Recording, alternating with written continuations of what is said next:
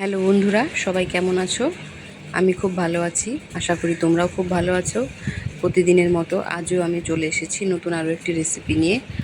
আজকে বানাবো আমি জল দিয়ে আলুর কুলচা। দেখো কত সুন্দর হয়েছে কুলচাটি দেখতে। এটি বাড়িতে তোমরা খুব সহজে তৈরি করতে পারো, খুব তাড়াতাড়ি এবং খুব অল্প সময়ে এটি তৈরি হয়ে যায়। তো এর জন্য প্রথমে আমি নিয়ে নিয়েছি 2 কাপ মতো ময়দা, তারপরে আমি নিয়ে নিয়েছি পরিমাণ মতো লবণ, তারপরে আমি নিয়ে নিয়েছি 1 টেবিল স্পুনের মতো চিনি। চিনিটা একটু বেশি দিতে হয়, না হলে কুলচাটা মিষ্টি মিষ্টি লাগে না। এবং এই উপকরণগুলো দিয়ে বেশ ভালো করে এগুলোকে মিশিয়ে নেব। এগুলো মিশিয়ে নেওয়া হয়ে গেলে এর মধ্যে আমি দিয়ে দিব 3-4 টেবিল স্পুনের মতো দই, টক দই। এই কুলচার জন্য টক দইটা খুব জরুরি। টক দই ছাড়া এই কুলচাটা অসম্পূর্ণ। তো আমি এখন টক দই দিয়ে দিচ্ছি। টক দই দেওয়া হয়ে গেলে এখন আমি এর মধ্যে দিয়ে দেবো 1/2 টেবিল স্পুনের মতো বেকিং সোডা, 1 টেবিল স্পুনের মতো বেকিং পাউডার। এই দুটো উপকরণ দিয়ে দিলে দইয়ের মধ্যে দইটা ফুলে যাবে। কেউ যদি চাও যে এখানে ইস্ট ব্যবহার করবে, ব্যবহার করতে পারো, কিন্তু আমি এখানে ইস্ট ব্যবহার করিনি। দেখো কত সুন্দর ফুলে গেছে দইটা বেকিং সোডা বেকিং পাউডার ব্যবহার করার ফলে। এবার আমি এই সমস্ত উপকরণগুলোকে ভালো করে একটা স্পুন দিয়ে মিশিয়ে নেব। দেখো দইটা কতটা ফুলে গেছে। এই উপকরণগুলো ভালো করে আমি মিশিয়ে নেব। কুলচা খুব একটি সুস্বাদু এবং খুব অল্প সময় তৈরি করা একটি রেসিপি। এটি আপনারা চাইলে বাড়িতে তৈরি করতে পারেন এবং কিভাবে তৈরি করবেন সেটি পুরো ভিডিওটি স্কিপ না করে দেখতে থাকুন। আর আমার চ্যানেলে যারা নতুন তাদের কাছে অনুরোধ থাকলো আমার চ্যানেলটাকে অবশ্যই সাবস্ক্রাইব করে দিও। এবার দইটা ভালো করে মেশানো হয়ে গেলে এর মধ্যে আমি দিয়ে দিয়েছি জল। জল অল্প অল্প করে দিয়ে ডোটাকে তৈরি করে নিতে হবে। ডোটা খুব শক্ত হলে হবে না, মোটামুটি নরম থাকতে হবে, তাহলে ডোটা খুব ভালো হবে এবং যে কুলচাগুলো বানাবো সেগুলো খুব ফুলবে। এইরকম করে হাত দিয়ে চেপে চেপে মেখে নিতে হবে। দেখতে পাচ্ছ ডোটা কতটা নরম এবং সফট হয়েছে। আমি এরকম করে, বন্ধুরা এইভাবেই আমার পাশে থেকো, তোমাদের ভালোবাসা এইভাবেই আমাকে দিও। এরকম করে ভালো করে ডোটাকে মেখে নেব। ডোটা ভালো করে মেখে নেওয়া হয়ে গেলে এটাকে 10-15 মিনিটের জন্য ঢেকে রেখে দেব এবং তারপরে তোমাদের দেখাবো যে ডোটা কতটা ফুলেছে। দেখো ডোটা মাখা হয়ে গেছে। এবার আমি এটিকে রেখে দেব সাইড করে।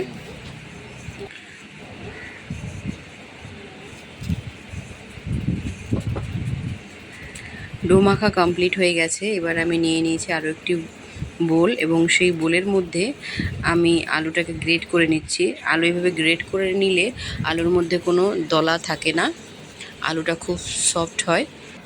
আমি এখানে 2টো আলু গ্রেট করে নিয়েছি। দেখো কত সুন্দর লাগছে আলুগুলো দেখতে। এবার এরপরে এর মধ্যে আমি দিয়ে দিলাম 1 টেবিল স্পুনের মতো আদা, তারপরে আমি দিয়ে দিব 1/2 টেবিল স্পুনের মতো রসুন কুচি, তারপরে আমি এর মধ্যে অ্যাড করে দেব 1 টেবিল স্পুনের মতো পেঁয়াজ কুচি। এরপরে এর মধ্যে আমি অ্যাড করে দিচ্ছি লঙ্কার গুঁড়ি, তারপরে আমি 1/2 টেবিল স্পুনের মতো জিরার গুঁড়ি অ্যাড করে দিলাম। তারপর স্বাদ মতো একটু লবণ দিতে হবে। দিয়ে এই সমস্ত উপকরণগুলোকে ভালো করে মাখতে হবে। ভালো করে মেখে নিলাম। মেখে নিয়ে এবার এটাকে রেখে দেব। দেখো 15 মিনিট পর আমি ডোটা খুলেছি। দেখো কত সুন্দর ফ্লপি হয়েছে, সেই ডোটা ফুলে গেছে। দেখো আমি নখ দিয়ে দেখিয়ে দিচ্ছি, ডোটার গায়ে আমার নখটার লেগে গেছে। এবার সেই ডোটাকে নিয়ে হালকা ময়দা স্প্রেড করে ভালো করে আবার একটু মেখে নেব। মেখে নেওয়ার পর গোল গোল করে লিচি কেটে নেব আমি। লিচিগুলো খুব ছোট না, আবার খুবও বড় নয়, এরকমভাবে লিচিগুলো কেটে নেব। লিচিগুলো কাটা হয়ে গেছে। হয়ে গেলে পরে 2 হাত দিয়ে হালকা করে চেপে গোল গোল করে নিতে হবে। দেখো আমি ডোটা কীরকম করে করলাম। এবার গোল করে করার পরে লেচিটাকে এবার এরকম করে 2টো আঙ্গুল দিয়ে চেপে চেপে বাটির মতো শেপ করে নেব। বাটির মতো শেপ করে নেওয়ার পর এর মধ্যে সেই মেখে রাখা আলুটি পুর ভরে দিতে হবে। পুর ভরে দিয়ে এবার 2 হাত দিয়ে ভালো করে এটার মুখটাকে বন্ধ করে দিতে হবে। দেখো আমি কেমন করে মুখটাকে বন্ধ করে দিলাম। খুব বেশি চাপা যাবে না, খুব বেশি চাপলে এটা ফেটে যাবে। মুখটা বন্ধ করে দেওয়ার পরে 2 হাত দিয়ে আবার হালকাভাবে গোল করে নিতে হবে। দেখো ডোটা কতটা মোটা আছে। ঠিক একই প্রসেসে আমি আবার আরও একটি লেচি 2 আঙ্গুল দিয়ে চেপে চেপে বাটির মতো শেপ করে তৈরি করে নিলাম।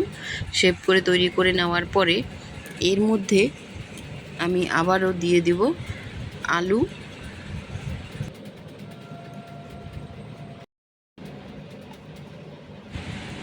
মেখে রাখা সেই আলুটি দিয়ে দিলাম।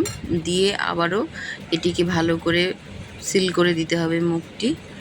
2 হাত দিয়ে চেপে চেপে নিয়ে মুখটাকে বন্ধ করে দিলাম। বন্ধ করে দিয়ে আবার হালকা হাতে ভালো করে এটাকে গোল গোল করে নেব।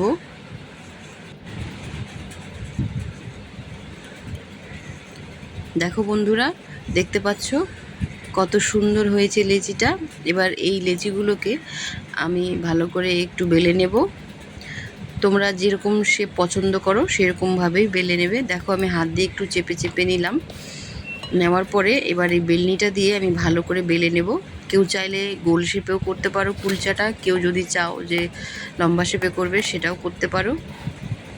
খুব বেশি চেপে চেপে বেলা যাবে না, হালকা হাতে চেপে নিতে হবে। চেপে নেওয়া হয়ে গেলে এবার এর উপরে আমি দিয়ে দেব কালো জিরা।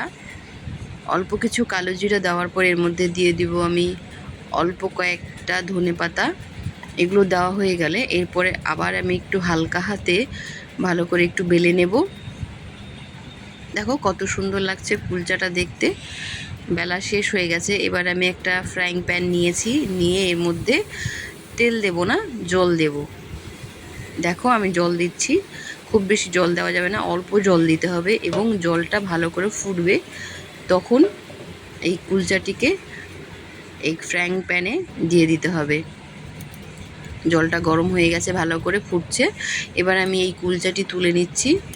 কুলচাটি ভালো করে তুলে নিয়ে কুলচার যে বিপরীত পোর্শনটা আছে সেই পোর্শনটাতে হাতে জল নিয়ে ভালো করে একটু জল দিয়ে মেখে নেব। দেখতে পাচ্ছ আমি জল দিয়ে মেখে নিয়েছি।